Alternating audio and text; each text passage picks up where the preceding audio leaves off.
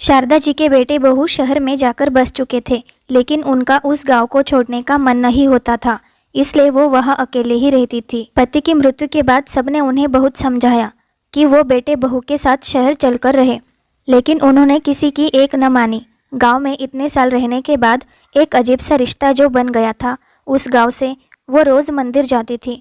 रोज़ाना की तरह एक दिन वो मंदिर जाकर आ रही थी तो चक्कर आने की वजह से वो गिर पड़ी। गांव वालों ने उन्हें उठाया, पानी पिलाया और समझाया कि अब इस उम्र में अकेले रहना ठीक नहीं है। शारदा जी के 3 बेटे थे और तीनों ही शहर में बस चुके थे। उस रात शारदा जी पूरी रात करवटें बदलती रही और उन्हें भी अब गांव वालों की बात समझ आ गई थी। उन्होंने परिस्थिति को स्वीकारते हुए ये फैसला ले लिया कि वो शहर चली जाएगी और अपने बेटे बहू के साथ कुछ दिन रहेगी। उन्होंने बच्चों को फ़ोन करके उन्हें बुलाया और उनके साथ शहर चली गई। शारदा जी की बड़ी बहू बहुत आज्ञाकारी थी, मझली बहू थोड़ी आलसी थी और तीसरी बहू स्वभाव से बहुत कड़वी थी। शारदा जी धार्मिक प्रवृत्ति की थी और कभी भी कोई तीज त्योहार आता तो पहले से ही तीनों बहुओं को व्रत रखना ये बता देती थी। बड़ी बहू और मझली बहू तो खुशी से व्रत करती थी, लेकिन छोटी बहू कभी भी उनकी बात नहीं मानती थी और कहती कि आप मुझे फोर्स करके व्रत रखवाकर सारे त्योहार का मज़ा किरकिरा कर देती हो। शारदा जी को वो एक आँख नहीं भाती थी और वो उसे हमेशा व्रत जप करने के लिए कहती रहती थी, लेकिन उसने कभी अपनी सास की बात नहीं मानी। वो कहती कि मुझे मेरे तरह से व्रत करने दो, आप मुझे मत सिखाइए। ऐसे ही दोनों की किसी न किसी बात पर रोज़ बहस हो ही जाती थी।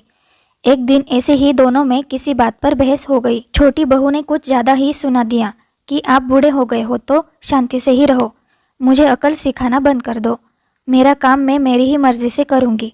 इस बार शारदा जी को बहुत गुस्सा आया और उन्होंने कहा, मुझे क्या एक तू ही बहू है? बड़ी बहू को देख, मैं जो कुछ कहती हूँ सब चुपचाप करती है और मझली भी आंखें झुकाए बात मानती है। और तू क्या सोचती है मैं बूढ़ी हो गई हूँ तो तेरे पास रहकर तेरी कड़वी बातें सुनकर चुप रहूंगी? अब मैं मर जाऊंगी पर तेरे पास कभी नहीं आऊंगी। शारदा जी गुस्से में अपने गाँव चली आई। वहाँ पर कुछ दिन रही और एक दिन कुछ काम करते वक्त पैर फिसलकर गिर पड़ी।